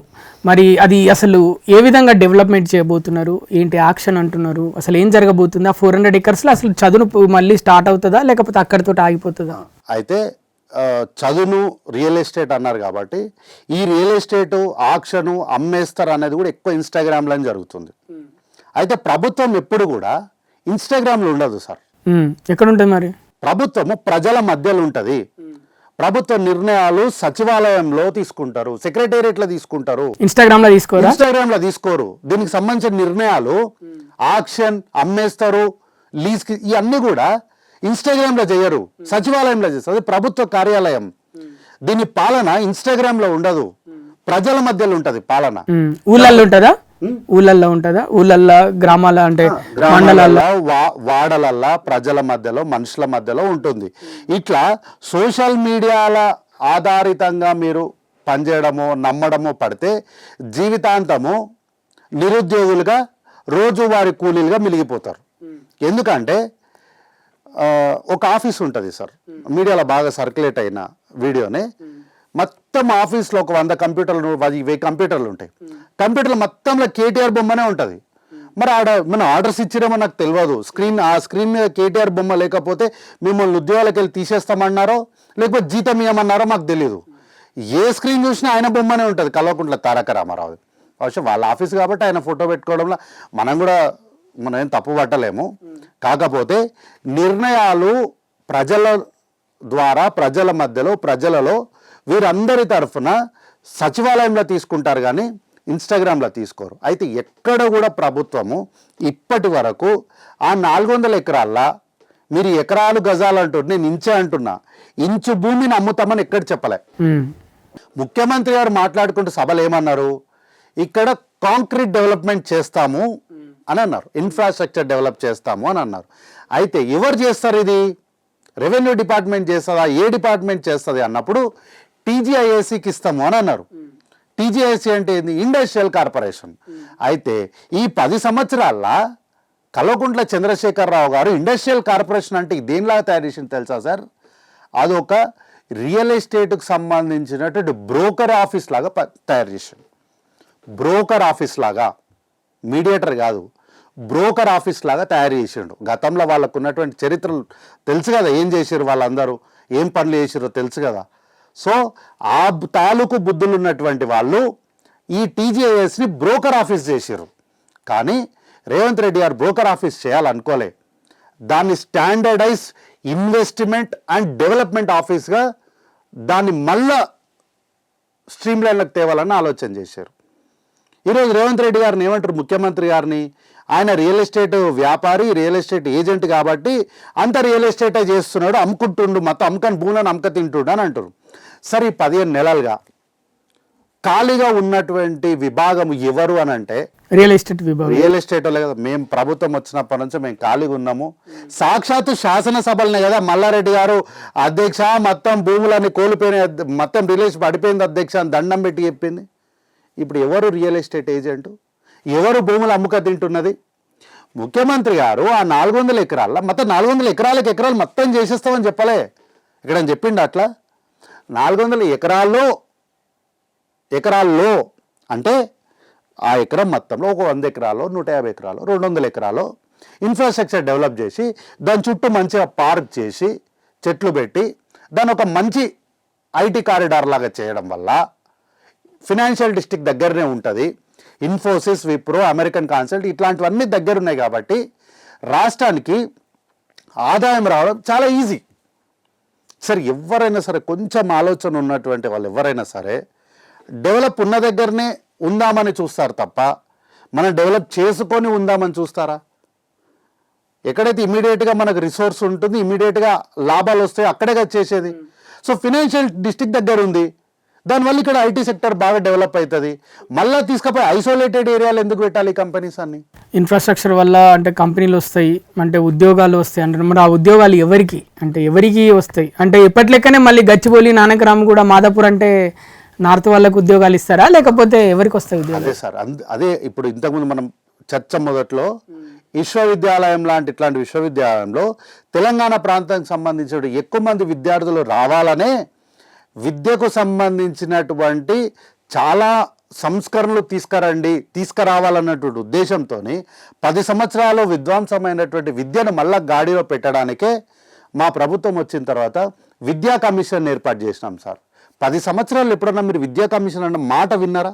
10 సంవత్సరాలు అంటే గుర్తొచ్చింది, మీరు ఈ 10 సంవత్సరాల్లో జరిగిన అభివృద్ధిని 1 సంవత్సరం కాలంలో నాశనం చేశారని మాజీ మంత్రి హరీష్ రావు వ్యాఖ్యలు చేశారు. హరీష్ రావు గారు మాట్లాడితే మళ్ళా వారిని ఏమనంటే ఆయన అభిమానులందరూ మా హరీష్ అన్నని మాట్లాడతావా, 6 అడుగుల బుల్లెట్ని అంటావాను, నీ సంగతి తెలుసాం, మా బుల్లెట్కు నువ్వు చచ్చిపోతావు అని అంటారు. హరీష్ అన్న నేను ఒక్క మాట అడుగుతా, కాళేశ్వరాన్ని కూలేశ్వరంగా మార్చింది మీరే కదా, ఈ చెట్లు 2 కోట్ల తప్పుడు మొక్కలు నాటింది మీరే కదా, రాష్ట్రం 1,00,000 కోట్లకు పైన ఆదాయానికి సంబంధించిన రాష్ట్రాన్ని నాశనం కట్టించింది మీరే కదా. ఈరోజు మీరు పర్యావరణం గురించి మాట్లాడుతున్నారు. ఇక్కడనే పక్కనే దుర్గం చెరువు ఉంటుంది, దుర్గం చెరువు పైన కేబుల్ బ్రిడ్జ్ కట్టమని మిమ్మల్ని ఎవడన్నా అడిగిండా మిమ్మల్ని? ఎందుకు కట్టారు మీరు? అభివృద్ధిలో భాగంగానే కట్టిండ్రు కదా. మరి ఆ రోజు అదే మన ఎడారి ప్రాంతమా, అక్కడ చెట్లు లేకుండానా, అక్కడ నెమళ్ళు లేకుండానా, అక్కడ కుందేలు ఇప్పటికి కూడా ఉంది కదా, ఇప్పటికి కూడా రమ్మని చెప్పండి హరీష్ అన్న, చూపిస్తాను నేను. కాబట్టి హరీష్ అన్న మీ పైన మాకు అపారమైనటువంటి గౌరవం ఉంటుంది, ప్రేమ ఉంటుంది. ఎందుకంటే కల్వకుంట్ల తారక రామారావు అన్న ఆల్ ఆఫ్ సడన్గా వచ్చి ఎమ్మెల్యే అయిపోయి ఉద్యమంలో నేను ఉద్యమ నాయకుడిని అదొక మేకప్ వేసుకున్నాడు. కానీ మీరైతే నికాసుగా ఉద్యమంలో ఉన్నవాళ్ళు కాబట్టి మీ పైన మాకు కొంత గౌరవం ఉంటుంది. దయచేసి దాన్ని పోగొట్టుకోకండి. 10 సంవత్సరాలు తాలూకు జరిగింది అభివృద్ధి కాదు, విధ్వంసము. ఎందుకు అంటే హైదరాబాద్లో కాంక్రీట్గా మీరు డెవలప్ చేసిన ఒక్క ఇన్ఫ్రాస్ట్రక్చర్ చెప్పండి, మీరుగా యూనిక్గా ఆలోచన చేసి కట్టిన ఒక ఇన్ఫ్రాస్ట్రక్చర్, ఒక్క పెట్టుబడి సంస్థ అని చెప్పండి. మీరు హైదరాబాదు చుట్టుపక్కల ఉన్న ప్రాంతాలన్నిటిని కూడా అమ్ముకు తిన్నారు. మీరు ఆర్థిక మంత్రిగా ఉన్నప్పుడే కదా కోకాపేటలో 100 కోట్లకు అమ్ముకున్నారు. మీరు ఆర్థిక మంత్రి ఉన్నప్పుడే కదా ఓఆర్ఆర్ని 30 ఏళ్లకు అమ్ముకపడేసారు. మీరు ఆర్థిక మంత్రిగా ఉన్నప్పుడే కదా పక్కనే ఉన్నటువంటి హెచ్యుకి సంబంధించినటువంటి 50 ఎకరాలు తీసుకొని మైహోం విహాంగా కట్టినరు. మీరు అధికారంలో ఉన్నప్పుడే కదా ఇష్టానుసారంగా హైదరాబాద్లో ఎడా పడ 60 ఫ్లోర్లకు 70 ఫ్లోర్లకు పర్మిషన్లు ఇచ్చేసి మీరు వాటాలు తీసుకోవడం వల్లనే కదా ఈరోజు హైదరాబాద్లో water scarcity, air pollution, traffic pollution, ఇరుకైనటువంటి రద్దీ ప్రాంతాలు ఏర్పడింది. ఒక్కసారి సంక్రాంతి హాలిడేస్ చూడండి, ఒక వారం రోజులు కంటిన్యూగా ఐటీలకు హాలిడేస్ ఇచ్చి చూడండి, హైదరాబాద్ ఎంత ప్రశాంతంగా ఉంటుంది. ఖాళీ రోడ్లు, మా ఇంటికా నుంచి మీ ఆఫీస్కి రావడానికి 15 నిమిషాలు పడుతుంది, ఇప్పుడు గంటన్నర పడుతుంది. ఇప్పుడు దీన్ని అభివృద్ధి అంటారా, విధ్వంసం అంటారా? ఇప్పుడు చెప్పండి హరీష్ రావు గారు. కాబట్టి మీ పైన మాకు గౌరవం ఉంటుంది. మీరు ప్రధాన ప్రతిపక్ష నాయకులుగా మా ప్రభుత్వానికి ఏ సలహా ఇవ్వకపోయినా పర్లేదు, కనీసం మౌనంగానే ఉండండి, గౌరవం ఉంటుంది. కానీ విధ్వంసం చేస్తున్నారు 15 నెలల అని ఇట్లాంటి మాటలు మాట్లాడితే రాజకీయ పార్టీలకు రాజకీయాలకు సంబంధం లేకుండా మీ పైన పెంచుకున్న అభిమానం కాస్త కుప్పకూలిపోతుంది, మీ పైన ఉన్న అభిమానం కూడా పోతుంది. హెచ్సియు హైదరాబాద్ సెంట్రల్ యూనివర్సిటీని కూలగొడతారు, లేకపోతే గచ్చిబౌలి నుంచి దాన్ని 4th సిటీకి లేని 4th సిటీకి తరలిస్తారు ఈ ప్రభుత్వం అని BRS working president KTR media ముఖంగా చెప్పడం జరిగింది. ఎవరు చెప్పారు సార్ ఆయనకు? ఎక్కడన్నా ముఖ్యమంత్రి గారు జీవో ఇచ్చిరా అట్లా అని? లేదా ఎవరన్నా ఎక్కడన్నా అధికారికంగా ప్రకటన చేసిరా? ఇది ఏంటంటే ఇదే అంటున్నా నేను, ప్రజలను ఏదో ఒక రకంగా ఎమోషనల్గా బ్లాక్మెయిల్ చేయాలి. ఇప్పుడు sir university lands 4th city అన్నారు కాబట్టి యూనివర్సిటీ గురించి వచ్చింది కాబట్టి చెప్తా. అందరూ #సేవ్ యూనివర్సిటీ అని పెడుతురు కదా, ఏమైంది యూనివర్సిటీకి నాకు తెలియక అడుగుతా చెప్పండి. ఈ 400 ఎకరాలు యూనివర్సిటీవా? కాదు కదా. ఇప్పుడు ఈ కాన్ఫ్లిక్ట్ అంతా ఎట్లా మొదలుపెట్టారు? 400 ఎకరాలు యూనివర్సిటీ దగ్గర కబ్జా చేసేసింది ప్రభుత్వము అని అన్నారు. కబ్జా మేము చేసినామా? కోర్టు డైరెక్షన్స్ ఇస్తేనే కదా మేము ఆ జాగాలకు పోయింది. కోర్టు అనుమతి లేకుండా మేము పోయినామా? పోనీ వీళ్ళు చెప్పిన దాని ప్రకారమేనా? ఈ ల్యాండ్ హెచ్యుకి సంబంధించిందేనా? కాదు కదా. బిల్లీరావు అనే వ్యక్తి, ఒక ప్రైవేటు వ్యక్తి చేతుల్లో ఉన్నటువంటి జాగాను ప్రజలకు స్వాస్థ్యంగా తీసుకొచ్చింది మేమే కదా అని ఈ పాయింట్ చెప్పేసరికి లేదు మావి కావవి, కాకపోతే అప్పుడు మావి అని అన్నారు. మరి ఇప్పుడు ఎటువైపు మళ్ళీంది గాలి? ఇప్పుడు భూమి ఏమో ప్రభుత్వం అని చెప్తున్నారు, స్టూడెంట్స్ కూడా మీరు క్లియర్గా చెప్పారు. ఇప్పుడు ఒకటి మీటింగ్ కూడా ఏర్పరిచారు, సమీక్షలు అవన్నీ ఇప్పుడు జరుగుతున్నాయి. మరి ఏంటి ఫైనల్గా అసలు దేని మీద సెంటిమెంట్ ఏమన్నా ఏం జరుగుతుందా? అదే చెప్తున్నా. అయితే ఈ భూమి మాది కాదు అని అన్నారు. కాదు అన్నప్పుడు మరి ఎందుకు వస్తున్నారా అంటే ఆ గతంలో మాది అని అన్నారు. అరే గతంలో మీరైనా దీని కాంపన్సేషన్గా 397 ఎకరాలు మీకు ఆనుకొని గోపన్పల్లి ప్రాంతంలో మీకు ల్యాండ్ కాంపన్సేట్ అయింది బాబు అని డాక్యుమెంట్ చూపించాం. చూపిస్తే ఏమన్నారు? పొజిషన్ ఇవ్వలేదు మీరు అన్నారు. అరే ఇచ్చింది పొజిషన్, అందులో నుంచి 50 ఎకరాల మైహోం విహాంగా కట్టిరు అని ఆ పొజిషన్ చూపిస్తే ఏమన్నారు? లేదు మీరు ఇందిరాగాంధీ గారు ఇచ్చిరు కాబట్టి మీరు కూడా మళ్ళీ మాకు ఇచ్చేస్తే బాగుండు, మీరు వారిని గౌరవించినట్లు ఉంటుందని సర్టిఫికేట్ తీసుకుందామని అనుకున్నారు. సర్టిఫికేట్ తీసుకుందామంటే ఏమన్నారు? బాబు దీంట్లో ఉమ్మడి ఆంధ్రప్రదేశ్లకు సంబంధించినటువంటి జీవో కూడా 14 సబ్జెక్టు కరెక్షన్ ఆ జీవో నెంబర్ వస్తుంది అని చెప్తే లాస్ట్కి లాజికల్గా అందరూ ఫెయిల్ అయిపోయి ఫైనల్గా ఇప్పుడు తెలంగాణ ప్రజల్ని మొత్తాన్ని ఎక్కడ కనెక్ట్ చేసినారు చెప్పాలా? నేచర్, దుప్పిలు ఉన్నాయి, కుందేళ్ళు ఉన్నాయి, నెమ్మళ్ళు ఉన్నాయి, ఉడతలు ఉన్నాయి అని ఎమోషనల్గా కనెక్ట్ చేశారు. ఇప్పుడు నడుస్తున్న అంతా కూడా కాన్ఫ్లిక్టు ఎమోషనల్ పైన మాత్రమే.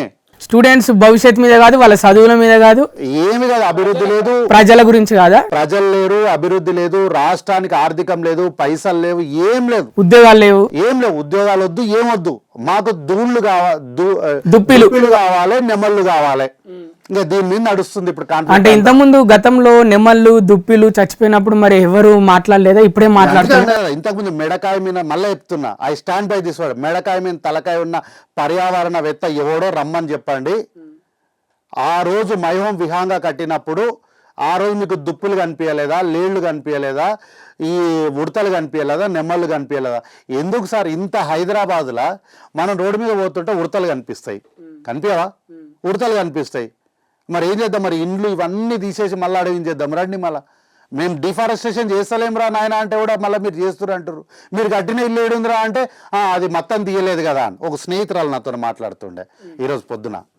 అమ్మ మీరు మొత్తం తీసేస్తున్నారు, కల్వకుంట్ల చంద్రశేఖరరావు కొంచెమే తీసి అంటే, అరే కొంచెం కొంచెం తీస్తే ఓకేనా అని అడిగిన. ఓకే అన్నది. అంటే ఈ సంవత్సరం 100 ఎకరాలు, వచ్చే సంవత్సరం 100 ఎకరాలు, అట్లా అంటే కొంచెం కొంచెం తీస్తే ఓకే, కానీ ఒకేసారి అభివృద్ధి చేయొద్దు. సరే, ఇదే విషయంలో 2 విషయాలు మాట్లాడుకుందాం. సుప్రీంకోర్టు 15 రోజులు టైం ఇచ్చింది. ఇప్పుడు ఎట్లాగూ కమిటీలు వేశారు, మీటింగ్లు జరుగుతున్నాయి. సరే, ఈ మీటింగ్లలో పూర్తిగా ఇటు పర్యావరణ పరిరక్షణ సమితి వాళ్ళు ఒప్పుకోలేదు, స్టూడెంట్స్ ఒప్పుకోలేదు. మీరు ఏం చేసినా మేము అడ్డుపడతాం, ఆడనే ఉంటాం, ఏం చేసుకుంటారో చేసుకోండి, ఇది ఫైనల్. ఇక ఇది సుప్రీంకోర్టుకి నివేదిక సమర్పించింది ప్రభుత్వం. ఇట్లనే కేసు నడుస్తుంది, స్టే ఇచ్చేసారు అనుకుందాం కొన్ని సంవత్సరాలకి. ఓకే, ఇదొకటి. ఇక రెండవది, ఒకవేళ ఈ పరిరక్షణ సమితి వాళ్ళు స్టూడెంట్స్కి క్లియర్గా చెప్పేసి ఇది మేము ఒకవేళ భూమి మాకు ఇప్పుడు మేము దీంట్లో డెవలప్మెంట్ చేపడితే ఇప్పుడు కొట్టేసిన చెట్లకి మరో 3-4 రేట్లు చెట్లు ఎక్కువ పెట్టి దాన్ని చెట్లు పెడతాము, అక్కడ అదేవిధంగా కాంక్రీట్ జంగల్గా కూడా మారుస్తాం, 2 రకాలుగా డెవలప్ చేస్తామని ఇదొక వైపు. మరి ఏది జరగబోతుంది ఇప్పుడు? అయితే ఇప్పుడు ఈ పర్యావరణవేత్తలు ఉన్నారు కదా సార్, వీళ్ళు ఏం చేయాలి తెలుసా? మీరు సెకండ్ చెప్పారు చూడు, ఆ పాయింట్ చేయాలి. ఏంటి? విద్యార్థులందరినీ కూర్చోబెట్టాలి. అయితే ఈ పాయింట్ చెప్పకుండా అసలైన పాయింట్ చెప్తా. కల్వకుంట్ల తారక రామారావు దగ్గరికి విద్యార్థులందరూ పోయారు. అయితే హెచ్యూలో ఒక కాన్ఫ్లిక్ట్ జరిగినప్పుడు సార్ ఆటో యూనియన్లు, లేబర్ యూనియన్లు కూడా ధర్నా చేయాలి అంటే అన్ని రాజకీయ పార్టీల దగ్గరికి, అన్ని వ్యవస్థల దగ్గరికి పోతారు, జాయింట్ యాక్షన్ ఏర్పడుతుంది. తెలంగాణ రాష్ట్రం కూడా జాయింట్ యాక్షన్ మీదనే వచ్చింది కదా. ఈ హెచ్యూ యూనివర్సిటీ విద్యార్థులు ఇక్కడ కాన్ఫ్లిక్ట్ రాగానే పొద్దున్న తెల్లారి లేవంగానే ఎవరో నిజంగా పిలిచినట్టు, చెప్పినట్టు, చేయబట్టుకొని తీసుకుపోయినట్టు నేరుగా బీఆర్ఎస్ పార్టీ ఆఫీస్లోకి పోయారు. నాకు ఎందుకు అర్థం కాలే. ఇట్లాంటి కాన్ఫ్లిక్ట్ వచ్చినప్పుడు స్టూడెంట్స్ ఏం చేయాలి? జేఏసీగా ఏర్పడాలి. అన్ని విద్యార్థి సంఘాలు కలిపి మీటింగ్ పెట్టి వాళ్ళు జేఏసీగా ఏర్పడి ఆ జేఏసీ ప్రతినిధులు అన్ని రాజకీయ పార్టీలకు, ఎన్నికల్లో పోటీ చేసిన అన్ని రాజకీయ పార్టీలు ఇంక్లూడింగ్ అధికార ప్రతిపక్ష పార్టీల దగ్గరికి పోయి రిప్రజెంటేషన్ ఇచ్చి అక్కడి నుంచి మద్దతు సంపాదించాలి. కానీ ఇవన్నీ చేయకపోగా నేరుగా ఎవరో చేపట్టుకొని తీసుకుపోయినట్టు నేరుగా కల్వకుంట్ల తారక రామారావు దగ్గరికి పోయారు. మంచి బాగుంది. మీరు అందరినీ హ్యాపీ చేయడానికి ఆయన ఏమన్నాడు? మీరు ఎవ్వరు కూడా ఒక్క గజం జాగా కొనొద్దు, మేము దాన్ని ఎకో పార్క్ చేయబోతున్నాం అన్నారు. ఎకో పార్క్ చేయబోతున్నాం అనేసరికి వీళ్ళకేం మాటలు లేవు. కానీ ఒక్క యూనియన్ మాత్రం వ్యతిరేకించింది. ఎకో పార్క్ ఎట్లా చేస్తావు నువ్వు? మా యూనివర్సిటీని ఎకో పార్క్ చేయడానికి నీకు వీలు లేదు. మా యూనివర్సిటీ ల్యాండ్స్ అంటే వాళ్ళు ఇప్పటికి కూడా ఏంటంటే ఆ ల్యాండ్ మాదనకానే ఉన్నారు. ఆ విద్యార్థి సంఘం దానికి కట్టుబడి ఉన్నారు. ఆ మాటకి వ్యతిరేకించేసరికి ఈ యూనివర్సిటీ మొత్తం 4th స్ట్రీట్కి వెళ్ళిపోతుందని కొత్త ప్రచారం మొదలెట్టింది కల్వకుంట్ల తారక రామారావు గారు. కాబట్టి విద్యార్థులు ఏంటంటే అనవసరంగా ఒక ప్రతిపక్ష పార్టీ, అధికార యావలో ఉన్నటువంటి ప్రతిపక్ష పార్టీ ఉచ్చులో ఉండిపోయిన ఈ స్టూడెంట్స్ యూనియన్ని మీరు చెప్పినటువంటి పర్యావరణవేత్తలు ఏం చేయాలి తెలుసా? కూర్చోబెట్టి మీరు చెప్పిన విధంగా ఇక్కడ 400 ఎకరాల్లో ఒక 100 ఎకరాలు, 200 ఎకరాలు లేదా 50% of land will be allocated to IT corridor, concrete jungle, and the rest of the 200 acres will be allocated for eco park, green coverage. లేదు, ఇది మొత్తం పార్క్ మొత్తం మధ్యలో పెట్టి చుట్టుపక్కల మొత్తం డెవలప్ చేపిస్తాము. ఏదో ఒక రకంగా విద్యార్థులను కన్విన్స్ చేయాల్సినటువంటి పర్యావరణవేత్తలు మూర్ఖంగా ముందుకెళ్లడం వల్ల నష్టము పర్యావరణవేత్తలకు ఏముండదు. ఎవరికి ఉంటుంది? మరి విద్యార్థులకే ఉంటది. అంటే ఉద్యోగాలకు సంబంధించి 100%. పర్యావరణవేత్తలు పర్యావరణం అనుకుంటూ కూర్చుంటారు. వాళ్ళు మాత్రం IT కంపెనీలో పనిచేస్తారు, వాళ్ళ జీతం వాళ్ళకు వస్తుంది. ఆ కంపెనీ ఆ బిల్డింగ్ కట్టింది, చెట్లు నరికేసే కట్టిండ్రు, వానికి నెల జీతం వానికి వస్తుంది. కానీ కొత్తగా నీకు రావాల్సిన ఉద్యోగం రాదు విద్యార్థులకు. నువ్వు మళ్ళా వేరే దేశానికో రాష్ట్రానికో పోయి నీ కడుపు చెట్ల పట్టుకొని వలసవాదిగా మారిపోతావు. కాబట్టి విద్యార్థులకు ఒక సూచన ఏంటి అంటే, you come up with an demand, not protest. నువ్వు ఇక్కడ కూడా ప్రొటెస్ట్ చేయాల్సింది ప్రభుత్వం మీద కాదు, నీ రిజిస్ట్రార్ మీద. ఎందుకంటే 2004 అంటే 2006లో కేసు ఫైల్ అయితే 2024లో తీర్పు వచ్చింది. You have 18 years of time span. ఈ 18 సంవత్సరాలు నువ్వు ఎందుకు కోర్టులో ఇంప్లీడ్ అవ్వలేదు, registrar or VC subject to correction అని నువ్వు మా దగ్గర ప్రభుత్వంతో కొట్లాడాల్సింది, నీ రిజిస్ట్రార్ తోనా నీ వైస్ ఛాన్సలర్ తోనా యూనివర్సిటీలా. అది చేయకపోగా నువ్వు ప్రభుత్వాన్ని ముఖ్యమంత్రి నిందించడం ఏంది అంటే, ఇక్కడే చాలా స్పష్టంగా కనిపిస్తుంది మీరు ఈ ఉద్యమాన్ని మీకుగా చేయట్లేదు, మీ వెనక రాజకీయ పార్టీల నుండి చేపిస్తున్నాయి. స్వార్థంగా అనిపిస్తుంది. అక్కడ చేస్తున్నటువంటి ఉద్యమం చేస్తున్న తాలూకు విద్యార్థులందరూ కూడా కుల సంఘాలకు తాలూకు విద్యార్థులే. అక్కడ ఒకవేళ ఏమైనా జరిగితే నష్టపోయేది మీరే. కాబట్టి యూ డోంట్ అంటే మీరు మూర్ఖంగా ముందుకెళ్ళకండి. మీరంతా స్కాలర్స్, విద్యార్థులు, చదువుకున్న వాళ్ళు, మేధావులు. మీరు ఒక ఐడియాతో రండి. ఏంటి సార్, 400 ఎకరాలు ఉంది, మీరు ఆల్రెడీ 100 ఎకరాలు చదవం చేసిర్రు, ఓకే, ఈ 100 ఎకరాలనే మీరు కన్స్ట్రక్షన్ స్టార్ట్ చేయండి. ఇవి మీకు సరిపోదంటే ఇంకొక 50 ఎకరాలు తీసుకోండి, కానీ ఇంతకు మించిన చెట్లు నాటండి, ఇంతకు మించిన ఫారెస్ట్ అంటే గ్రీన్ కవరేజ్ని పెంచండి అని మీరు కోర్టులో అట్లా రండి. కానీ దీన్ని మొత్తానికే ఏమి చేయొద్దు, ఇట్లానే ఉండాలి, లేళ్ళు ఉండాలి, దుప్పిలు ఉండాలి, నెమళ్ళు ఉండాలంటే మీరు వాటిని చూసుకొని ఫోటో దిగి ఇన్స్టాగ్రామ్లో పెట్టుకోవడం తప్ప మీ కడుపుకు నెమళ్ళు అన్నం పెట్టదు. మళ్ళీ వాటిని చంపితే కూడా మీ మీద కేసు అవుతుంది. ఎందుకంటే నేషనల్ బోర్డు, మీరు పీకాక్ని చంపి తిందాము కడుపు నింపుకుందాం అంటే కూడా మళ్ళీ మీ మీద కేసు అవుతుంది. కాబట్టి జింకలు కనిపిస్తే కుక్కలు పీక తింటాయి, పిల్లి కనిపిస్తే కుక్క తింటది, ఎలక కనిపిస్తే పిల్లి తింటది, అట్లా జింకలు కనిపిస్తే కుక్కలు ఎంబడ పడతాయి. దాన్ని మనం సంరక్షించాలి. కానీ ఆ సంరక్షణలో భాగంగా ఇంకా మీరు ఏమీ చేయొద్దు, దీన్ని ఇట్లానే జంగల్లాగానే పెట్టండి అంటే జంగిలిగాళ్ళు అయిపోతారు మీరు తప్ప జీవితంలో పైకి రారు. కాబట్టి my opinion and my appeal for all the students ఏంటి అంటే, you come up with an idea, innovative idea, how to develop and how to protect our nature, our future generations as well as our own development. ఈ రెండింటిని balance చేసుకుంటూ రావాలే తప్ప కోర్టుకు పోయినాం, court stay ఇచ్చింది కాబట్టి తీర్పు ఇచ్చేసిందని కోర్టు ఏం సుమోటోగా తీసుకోలే. ఒక వకీలు పోయి కేసు వేస్తే సుప్రీంకోర్టు తీసుకుంది. ఇన్స్టాగ్రామ్లో ఏం చెప్తున్నారు, కోర్టు సుమోటోగా తీసుకుందని, కోర్టు తీర్పు ఇచ్చేసిందని. తీర్పు ఏమి ఇవ్వలే, కాన్ఫ్లిక్ట్ ఉంది, కొంచెం ఆగండి, మాకేవో కాగితాలు వచ్చినాయి, ఈ కాగితాలు మేము చదివినాక చెప్తాము అని స్టే ఇచ్చింది. స్టే ఇచ్చింటే ఏమన్నది ఏంటి, 3 రోజుల్లో మీరు 100 ఎకరాలు ఖాళీ చేశారా అని ఆశ్చర్యాన్ని వ్యక్తం చేసింది. వ్యక్తపరిచిన ఆశ్చర్యాన్ని వీళ్ళు హాట్ కామెంట్స్ చేసింది, తీవ్రంగా పరిగణించింది. ఇక మీకు పదాలు అందుబాటులో ఉన్నాయి కానీ అందుకుంటే దానికి మేమేం చేస్తాం. So students are requested to come up with an innovative idea to protect our nature and to develop our city. చెట్లు నాటుదాం, డెవలప్మెంట్ చేద్దాం, రెండు కావాలి. మీరు కూడా ఒకదానికే చెప్పట్లేదు, కాంక్రీట్ జంగల్ చేస్తామని చెప్పట్లేదు, రెండు చేద్దామంటారు. 400 ఎకరాల్లో మేము కాంక్రీట్ జంగల్ చేస్తూనే గ్రీన్ కవరేజ్ కూడా కాపాడదాము. ఓకే, మీకు లేళ్ళు దుప్పులు అన్ని హైదరాబాద్లో మీరు ఎప్పుడు చూడాలనుకుంటున్నారు కదా, లెట్స్ డూ వన్ థింగ్. వాటికి సంబంధించి కొంత ఏరియాని వాటికి అటాచ్ చేయండి అని చెప్పి ఒక ప్రపోజల్ పెట్టండి. దాన్ని ప్రభుత్వం రిజెక్ట్ చేస్తే మీరు ధర్నా చేయండి. You haven't given a proposal, you are coming up with a protest, so which is directed by political influenced parties but not self by student unions. ప్రభుత్వం మొత్తం పిఆర్ స్టంట్లే చేస్తుంది.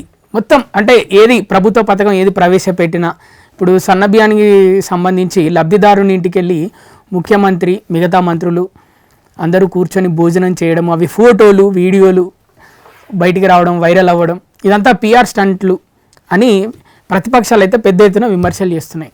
ఇప్పుడు ప్రతిపక్షాలు విమర్శలు చేస్తున్నాయి అన్నప్పుడు మనం హాస్యాస్పదంగా ఈ ఏంద్రాబాయిలు ఇట్లా చేస్తున్నారని నవ్వుకోవడం తప్ప మనం ఏం చేయలేని పరిస్థితులకు వచ్చేసినాం సార్. ఎందుకు అంటే అరే సన్నబియ్యం ఇచ్చినాము, సన్నబియ్యం ఇచ్చినాము, దాని తాలూకు ప్రజలు ఏమంటున్నారు, వాళ్ళు ఎట్లా ఉంటున్నారు, వాళ్ళు తినగలుగుతున్నారా లేదా అని ప్రభుత్వ యంత్రాంగము నేరుగా ప్రజల దగ్గరికి వెళ్ళి ప్రజల మధ్యలో కూర్చొని మేము ఇచ్చినటువంటి బియ్యంతోనే మాకు అన్నం వండి పెట్టమని చెప్పేసి ఈ బియ్యం బాగున్నాయా లేవా అని ఇన్స్పెక్షన్కి పోయినరు. ఇన్స్పెక్షన్కి పోయిన దాన్ని కూడా మీరు పిఆర్ స్టంట్ అంటే మేమేం చేయాలి? పిఆర్ స్టంట్ అంటే ఏంది తెలుసా సార్? పిఆర్ స్టంట్ అంటే అరే నది లోపలికి పోతే కూడా వీడియోలు తీసుకుంటారా సార్? ఎవరన్నా మీరు నది లోపలికి మీరు స్విమ్మింగ్ పూల్కి దుంకిరు అనుకోండి, వీడియో తీసుకుంటారా? నాకు తెలియక అడుగుతున్నా, చెప్పండి. మీరు స్విమ్మింగ్ పూల్కి దుంకిరు అనుకోండి, మీరు వీడియో తీసుకుంటారా? ఏంది ఇది? ఏంది సార్ ఇది? దీన్ని అంటారు సార్ పిఆర్ స్టంట్ అని. దీన్ని అంటారు పిఆర్ స్టంట్ అని. ఇది పిఆర్ స్టంటు. ఆ పూటకు పిల్లల్ని ఎత్తుకొని పక్కన డేటాలతో చేతులు కడుక్కోవడము, కెమెరా ఉంటే ఒకలాగా, కెమెరా లేకపోతే మీతోటి పార్టీ నాయకులైనా సరే వాళ్ళని చేయి దులిపించేసుకోవడము, కెమెరా ఉంటే వాళ్ళ భుజాల మీద చేతులు వేసి మా మంత్రి నా సహచర మంత్రి అనడము, కెమెరాలు ఆఫ్ ఉన్నాయి అనుకుని ఆన్ ఉన్నప్పుడే కెమెరాలు ఆన్ ఉన్నాయి, వీళ్ళు ఏమనుకున్నా ఆఫ్ ఉన్నాయి అనుకున్నారు. ఆఫ్ ఉన్నాయి అనుకుని ఒక మనిషిని ఇక రావాయని ఇక్కడ రా అని చెప్పి ఈడ్చవతల వాడేసిండు కల్వకుంట్ల చంద్రశేఖరరావు గారు. సో ఇవి పిఆర్లు. మేము పిఆర్ చేయలేదు, మేము బాజాప్తాగా మా రాష్ట్ర ప్రజలు మా రాష్ట్రంలో సన్నలు పండాలనుకున్నాం. సన్నలు పండించిన వాళ్ళకు 500 రూపాయల తాలూకు బోనస్ ఇచ్చినాం. ఇచ్చిన బోనస్ తాలూకు మేము సన్నల్ని సేకరించి మా రాష్ట్రంలోని ప్రజలు సుభిక్షంగా శ్రీమంతులు పేదలు అనే వ్యత్యాసం ఉండకూడదు, అందరూ కడుపుకు మంచి ఆహారం తినాలి అని చెప్పి ఆనాడు మన్మోహన్ సింగ్ గారి ప్రభుత్వంలో ఆహార భద్రత పథకం తీసుకొచ్చింది మేమే.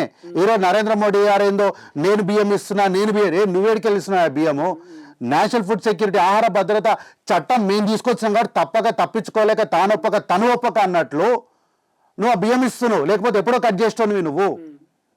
మేము తీసుకొచ్చిన చట్టంలో భాగంగా ఆ రోజున్న పరిస్థితుల్లో దొడ్డు బియ్యం ఇచ్చింది మేమే, ఈ రోజున్న పరిస్థితుల్లో సన్నలు ఇస్తుంది మేమే. అయితే ఇచ్చినటువంటి సన్నల క్వాలిటీ ఎట్లా ఉంది అని చెప్పి మేము పిఆర్ కోసం పోలే, క్వాలిటీ చెక్ కోసం పోయినాం. ప్రభుత్వము, శాసనసభ్యులు, కలెక్టర్లు వీళ్ళందరూ కూడా అధికారులు అందరూ కూడా గ్రామాల్లోకి వెళ్ళి రేషన్ బియ్యం తాలూకు ఆహారాన్ని వాళ్ళ ఇంట్లో తిని బాగుందా లేదా అని తెలుసుకున్నారు. ఉదాహరణకి ఏంటి అంటే రాజులు ప్రజలు ఎట్లా ఉన్నారో తెలుసుకోవడానికి నేరుగా వెళ్ళేవాళ్ళు రాజ్యంలోకి వెళ్ళి. ఎట్లా అంటే దేవుణ్ణి కూడా మనము ఏడాదికో 6 నెలలకు ఒకసారి ఉత్సవ విగ్రహం చేసి రోడ్ల పైన ఊరేగింపుగా తీసుకెళ్తాం. ప్రజల తాలూకు బాధలు స్వయంగా తెలుసుకోవడానికి. అవును, దేవుడు స్వయంగా వచ్చి వాళ్ళ బాధలు ఇవి వీళ్ళకి ఈ విధంగా నేను వాళ్ళకి తగ్గట్టు నేను ఆశీర్వాదం ఇవ్వాలి అని. సో అందులో భాగంగానే అదే కాన్సెప్ట్లో అంటే మళ్ళీ మేము దేవుళ్ళం ఏం కాదు, మళ్ళీ ఇగో కాంగ్రెస్ వాళ్ళు దేవుళ్ళనిగా పోల్చుకున్నారంటారేమో, కానీ అట్లా కాదు. అంటే మేము దాన్ని ఎగ్జాంపుల్గా తీసుకొని మా రాజ్యంలోని పాలనలో ప్రజలు ఎట్లా ఉన్నారో తెలుసుకోవడం మేము నేరుగా ప్రజల దగ్గరికి వెళ్ళినప్పుడు ఎవరో ముఖ్యమంత్రి గారు వీరు వచ్చారు, ఎమ్మెల్యేలు వచ్చినప్పుడు ఊర్లో పిల్లలు ఈరోజంతా ఇక మీరు అలవాటు చేసిన సోషల్ మీడియానే కదా ఫోటోలు తీయడము, అందులో భాగంగానే ఎవరో ఫోటోలు తీసి వాళ్ళ ఫేస్బుక్లలో పెట్టుకున్నారు. దానికి మమ్మల్ని నిందిస్తే మేమేం చేస్తాం? పైగా మేము చేసిన పనిని మేము ప్రజలకు చెప్పడం కూడా పిఆర్ అంటే మేమేం చేయాలి? కాంగ్రెస్ పార్టీ ప్రభుత్వం వాళ్ళేదైనా పార్టీ పరంగా చూసుకుంటే మీది సోషల్ మీడియాలో చాలా వీకెస్ట్ పార్టీ అంటే అని బయట టాక్ ఉంది, నిజమే అంటారా? నిజమే సార్, దీన్ని నేను కూడా ఒప్పుకుంటా. దయచేసి ఇప్పటికైనా మా కాంగ్రెస్ పార్టీకి అంటే ఒక యువ నాయకుడిగా కార్యకర్తగా నేను ఒక అప్పీల్ చేస్తాను మా పార్టీకి కూడా. ఏం తెలుసా, మన పార్టీకి కూడా ఒక మంచి ఛానల్ పెట్టండి, ఒక పేపర్ పెట్టండి, ఎస్టాబ్లిష్ చేయండి. మన దగ్గర కూడా ఒక 1000-10,000 మందికి సోషల్ మీడియాలో ఉద్యోగాలు ఇవ్వండి. అప్పుడే మనం సస్టైన్ కాగలము. ఎందుకంటే కాంగ్రెస్ పార్టీ చేస్తుంది. ఇప్పుడు ఆహార భద్రత పథకం తెచ్చింది మేమే. ఈ రోజు వరకు కూడా చాలా మందికి తెలియదు అది మన్మోహన్ సింగ్ గారు తీసుకొచ్చారు అని చెప్పి. ఈ తెలంగాణ రాష్ట్రాన్ని ఏర్పాటు చేసింది కాంగ్రెస్ పార్టీ. చాలా మందికి తెలియదు అది అక్కడ ద బిల్ ఈజ్ పాస్డ్ అన్న వ్యక్తి కాంగ్రెస్ పార్టీకి సంబంధించిన వ్యక్తి అని. అంటే ఆ యూపీఏ గవర్నమెంట్లో భాగమైనటువంటి వ్యక్తియే ద బిల్ ఈజ్ పాస్డ్ అన్నాడని చాలా మందికి తెలియదు. అందరూ కల్వకుంట్ల చంద్రశేఖరరావు గారు తెలంగాణ తెచ్చారు అనుకుంటారు. కాబట్టి ఏంటంటే కాంగ్రెస్ పార్టీ ప్రజలకు అన్ని చేస్తుంది సార్, కానీ చెప్పుకోదు. ఎందుకు చెప్పుకోరు మీరు జనాలకి? కారణం ఏంటి? అంటే సోషల్ మీడియా పరంగా ఎందుకు చెప్పుకోరు? కాంగ్రెస్ పార్టీ ఇప్పుడు కూడా ఏం నమ్ముతుంది అంటే ఈ పబ్లిసిటీలు స్టంట్లను నమ్మదు సార్. మనం మంచి చేస్తే ప్రజలు తప్పకుండా మనతో ఉంటారు, మన దగ్గర మేలు పొందిన వాళ్ళు మనతో ఖచ్చితంగా ఉంటారు అని చెప్పి ఆ పార్టీ ఎప్పుడు నమ్ముతుంది. అందుకే ఎప్పుడో ఇందిరాగాంధీ గారు, మా తాతల కాలం నాటి ఇందిరాగాంధీ గారు దళితులకు 3 ఎకరాలు ఇచ్చారు, ఉండడానికి ఇందిరమ్మ ఇల్లు ఇచ్చారు అని చెప్పి ఇప్పటికీ కూడా ఇందిరాగాంధీ గారి బొమ్మ పెడితే కాంగ్రెస్ పార్టీ గెలిచింది. 6 గ్యారెంటీలో మేము పెట్టింది ఇందిరాగాంధీ గారి ఫోటోనే కదా. ఆ రోజు కాంగ్రెస్ పార్టీ తాలూకు ఇందిరాగాంధీ గారు చేసినటువంటి సాయం ఒక కృతజ్ఞతే ఈరోజు మళ్ళీ కాంగ్రెస్ పార్టీని అధికారంలోకి తీసుకొచ్చింది. ఈరోజు ఎందుకు ప్రియాంక గాంధీ గారిని చూసి అందరూ ఇందిరమ్మని చూసినట్టుందని ఎందుకంటారు? ఎవరు అని అంటారు వాజ్పేయిని చూసినట్టుంది, ఆయన ఎవరిని ఎప్పుడైనా చరిత్రలో విన్నారా? ఎవరిని అన్నారు. కానీ ప్రియాంక గాంధీ గారు చూడగానే ఇందిరమ్మని ఎందుకు గుర్తు చేసుకుంటారు అంటే దట్ ఈస్ కాంగ్రెస్ పార్టీ. మేము సోషల్ మీడియాని గెలుచుకోం సార్, మనుషుల మనసుల్ని గెలుచుకుంటాం మేము. అందుకే కాంగ్రెస్ పార్టీకి సోషల్ మీడియా లేకపోవడం మా దురదృష్టం. అట్ ద సేమ్ టైం మేము ప్రజల మనసుల్ని గెలుచుకోగలిగినటువంటి నైపుణ్యత, ఆ పట్టుదల అది మాకు ఉండడం మా అదృష్టం. అందుకే మేము కాంగ్రెస్ పార్టీ. థ్యాంక్ యూ అన్న. మా పూరా లోకల్ స్టూడియోకి వచ్చి ప్రతిపక్షాలు మీరు ఎన్ని విమర్శలు చేస్తే మేమంతా రాటుదేలి అంత బలంగా మేము ప్రభుత్వాన్ని ముందుకు తీసుకెళ్తామని మీలో ఉన్న భావాలు మా ముందు వ్యక్తపరిచినందుకు ధన్యవాదాలు. Thank you.